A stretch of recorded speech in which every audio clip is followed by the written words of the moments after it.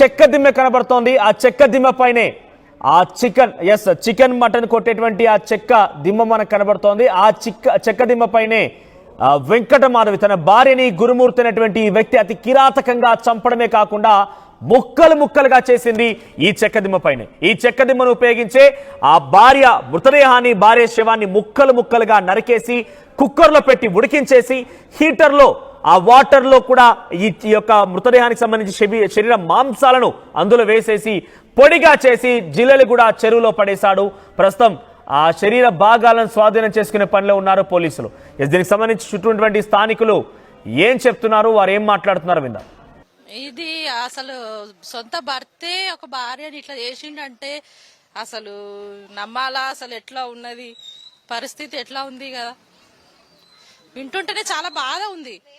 అసలు అట్లా భర్త భార్యను చేసిండంటే అది నమ్మలేకపోతున్నాం. అసలు కుక్కర్లో పెట్టి మళ్ళీ ఇంకా చెరువులో పడేసిండంటే అది ఘోరం.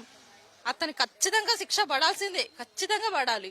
రిటైర్డ్ ఆర్మీ పర్సన్ అంటే ఇంకా అసలు భార్యకి ఎట్లా ఉండాలి? అసలు ఆర్మీ పర్సన్ అయ్యుండి భార్యని అట్లా చేసిండంటే అసలు ఎంత, వేరే వాళ్ళు ఎట్లా ఇంకా ఆలోచన చేస్తారు? ఘోరం చాలా. ఇది శిక్ష కఠినంగా పడాలి.